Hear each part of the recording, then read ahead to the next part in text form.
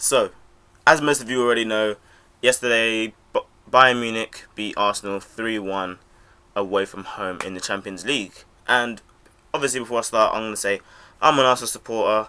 I love football and all that stuff. And I'm just mostly going to give my point of view from an Arsenal supporter's perspective. So yeah, here we go. The game started, and no, wait. Let's go before the game even started. Let's go back to Saturday, when Arsenal were dumped out of the FA Cup by lower league side Blackburn. Now, at the time, I was very, very frustrated because I watched that whole game, and I feel even worse to people who actually went to the game to watch it. I watched all 90 minutes, and all that came out of it was depressing, sad loss. So fair enough. Then, in the days leading up to Tuesday, Arsene Wenger and the players have been in various interviews and talks. The media have been quizzing Arsene Wenger very, very, very, very harshly, in my opinion. And obviously the fans on Twitter, Facebook, everywhere in real life have been saying Wenger out, he needs to leave, things need to change, all that stuff. It keeps resurfacing every time we get dumped out of the contention for a competition. And if you've watched my previous video, you'll see I said in my Wenger out video that I don't think he should leave until his contract is either up or at least until the end of the season. He looked visibly, and he's obviously, everyone can tell, he was very frustrated at the loss to Blackburn. He was very frustrated during the TV interviews, everything during the post and pre-match press conferences. He was very, very frustrated. And I like to see that because it means he cares about the club. I've known he cared about the club for a long time, but that really shows it on another level.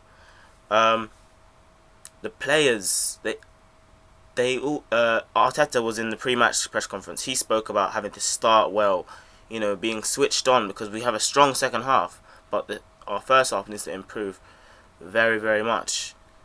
But come Tuesday, come kickoff, Arsenal were, first of all, let's talk about the formation. Walcott was up front on his own. No Giroud.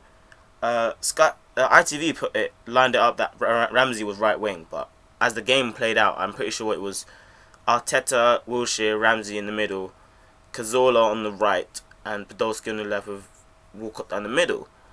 Now, if you see that, one would assume that most of the play is going to go through the middle and through the channels, but that's not how it played out. During the game, a lot of the time I saw Sanya breaking down the right. I saw mostly that it was all down the right. In the first half, it was all down the right. Sanya was breaking down the right, and there was no winger to pass to, no winger to put pressure on the right back. There was no one in that position. In fact, Walcott had to constantly run from the middle out to the wing to, sort of get the ball, to receive the ball. You could think, why did Arsene Wenger drop Giroud? Maybe it was because of his performance against Blackburn, but against Blackburn, there was 2 banks of 4. I want you to comment on this specifically because me and another Arsenal supporter agreed on this. Against Blackburn, there were 2 banks of 4. Bang, bang, like that. But against Bayern Munich, there would be at least a bit more space, and Giroud is good at finding space, receiving the ball, and being able to lay it off. Against Blackburn, he barely was able to do that because there was indeed 2 banks of 4. But against Munich, more space there would have been, definitely. More space there was. It's just that Walcott, he's always looking to run in behind. He doesn't always want to receive the ball. He doesn't want to come short for it very often, and when he does, he doesn't do very well with it. So immediately, I was a bit concerned that there was no Giroud to lay off the ball, because he has a fair amount of assists this season, and in the Champions League, he's been done pretty well. So I was a bit disappointed to see that he didn't start. At first, I didn't even think about the system, but then as the game played out, you could tell, no wing play. We didn't find Podolski on the left once, very much in the first half. Mainly, I think, because Vermaelen at left back is completely ineffective. Now, when I say completely ineffective, I literally mean it. Defensively, bad. Going forward, poor. It shows you just how much we need left backs. Gibbs, Monreal, Santos, whatever. It doesn't matter. We need a recognised left back because Vermaelen can't do that job to the level which we need him to. Obviously, when the time calls and we really, really need it, he can play there, but we suffer so much when we don't have this recognised left back. So, no play down the left, no play through the middle. In the first half, it was all down the right when we did have the ball. Because in the first half, we had not a lot of possession. And I can only attribute that to not being able to hold the ball up enough in the up front areas. Because I just don't see how Walcott was able to hold the ball up. We didn't play fast enough for Walcott to have to always be darting forward. And we weren't able to keep possession enough because of our inability to hold the ball up. Another key point is that one of our best player, Jack Wilshere, was hardly ever on the ball, and whenever he was on the ball, we saw this during the game. We actually had time to look and to go, look at this, 4 or 5 players, Bayern tall 6-foot players, dotted around our star Jack Wilshere, and as soon as he receives the ball, he was hardly able to drive through because there's all these players just sticking their boot in instantly, not to foul him, but to get the ball, and it was happening time and time again. Ramsey in the first half didn't really put a foot wrong in my opinion, but he didn't bring us anything extra. Cazorla, he was often all around the pitch, and I'd prefer him to stay in one position and just make it his own and dominate. Agree or disagree, but that's what I think he should do. Make one position his position and dominate it. Arteta, I don't really remember what he did as much, but let me know if you do know. Now let's move on to the goal. First of all, not much pressure, not much danger from that right wing position.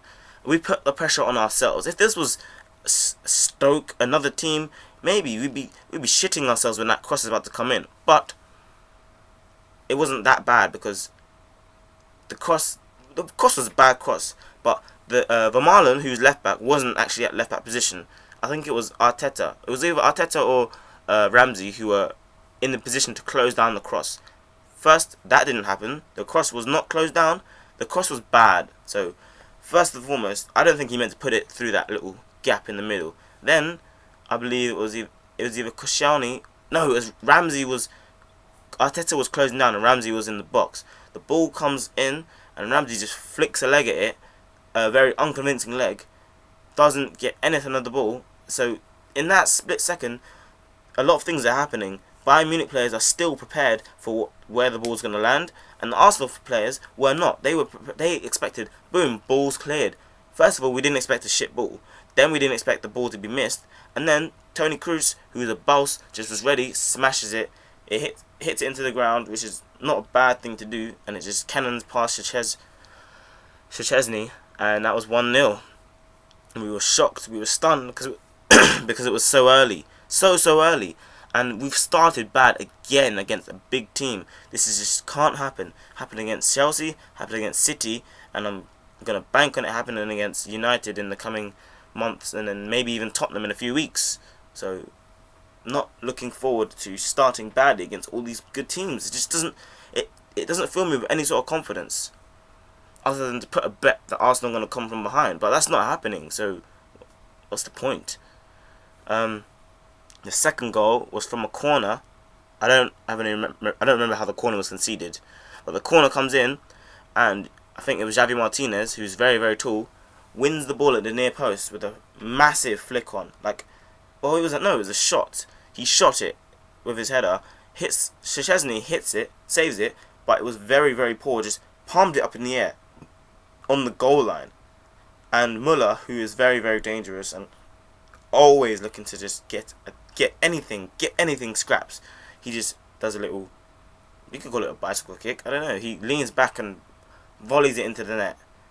2-0. We're shocked because it was essentially, I could call it 2 defensive mistakes, 2 goals that could be avoided, and it was reminiscent of our failings to deal with crosses, to deal with danger, to just, if in doubt, boot the ball out. And it was not very happy to watch. I was in a public area and I was very angry, very, very angry. So it took a lot to be able to watch that. Anyone who's at home would have been cursing and screaming and shouting, I can imagine.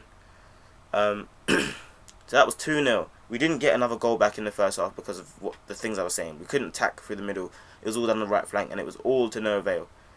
Second half, Arsenal had better possession straight away. We actually looked a bit more intentful. We decided to actually show Bayern that we're a team that knows how to play our own game, not react to their game, but to play our own game. And it didn't happen as much as I wanted it to, but it did happen somewhat. we didn't get a goal until fairly late. It was like, no, I believe it was 60th minute, 60th, 70th minute. I'm not entirely sure. Another sort of avoidable goal. So the first 3 goals could have been avoided. Ball comes floated over from the corner kick from Arsenal after a decent attempt from Santi Cazorla, but it was deflected wide. So Cazorla's shot was deflected wide. We get a corner kick. Ball comes in, and what else? Goalkeeper misses it, goes over everyone's head, and Podolski's there to just head her in. Which is, I like that. We need a goal, any type of goal to get back, and we had it. But worst thing happens, and Bayern go 3-1 up. To be honest, I don't even remember the goal. This is a poor review in my opinion, but I don't even remember the goal. I think it was just a smash, edge of the box, goes in. What else is there to say? People were, I think it was Messy Minutes on Twitter was saying that, who's ready to admit for Szczesny's not a good enough keeper, and I don't know about that. Like, obviously he needs some more experience. You could call him a De Gea type player. He's very, very good at certain things, but he needs to improve on others. There's no reason to just cast him aside now after a couple of mistakes. Wenger, I feel really bad for him. Arsene Wenger, I feel really bad for him, but everyone knows that you can never blame on one specific individual, and it would be foolish of us to then label him as the sole reason as to why we've not won a trophy over the last 8 years, and why he's the sole reason as to why we won't win a trophy over the next 3 or 4 years. You know, it's always going to be a combination of factors. How would anyone of us like it if someone came up to you and said, you're the reason why this company has failed over the last 8 years. You're the reason why this company won't do anything over the next 4 years. And everyone is just, it's majorly against you. Regardless if you're the managing director, you can always be like, it's not just me, and I've done a good job. So I don't think it's just Wenger. Multiple things need to change. And maybe this is the thing. I always say this. Maybe this is the thing to change everything. Maybe this, maybe that. And people keep talking about, the 2004 team, they were so amazing. Look at the team now. You could probably say this team is as good as that, but the opponents have improved. It's as simple as that. You know, if our team now played our team back in the day, obviously I think our defense would fall short, but our attack is still exceptional. Our attack and midfield is very, very good. And it's not the fact that our team has got worse, it's just the fact that our opponents have improved way beyond us. Way beyond us. Something that needs to be addressed. Correct me if I'm wrong, but you may have other thoughts, but we are a good team. We've always been a good team. It's just that our opponents have improved and gone beyond us. And like everyone else, that annoys me. So, the second leg is in 2 weeks' time. The best we can hope for it is not to get trashed. Because coming into this game, I got behind the club, you know, I was singing the songs. I still sing the songs. I'm Arsenal till I die, all that stuff. In Arsenal we trust. Arsenal, all that. Red Army, everything about that. And I still will. But coming into this game, I was very positive about it. A lot of fans need to be. And at half time, when we were 2-0 down, boos rang out. And, okay, boo the team, like, at different occasions, but do not boo them at half time in a Champions League quarter-final, last 16, whatever, where they actually need your support more than any other time. If you want to make a statement, okay, fair enough, do it in a more appropriate time, but not half time in a Champions League game where the team you support and have paid money to need your support. You could obviously, you can argue the other side that they deserve the boos. Okay, they deserve the boos, but now is not going to do anything. The boos is not going to resonate within every team member and make them think, oh yeah, let's get out there, let's win the game for these fans that just booed us. It's more like, what can we do? These fans think we're shit. What can we do? That's what it's like. Even though our second half performance is improved, I do not agree with the booing at half time whatsoever. Boo at full time, whatever. That's fine. Don't boo at half time. Does nothing for the team whatsoever.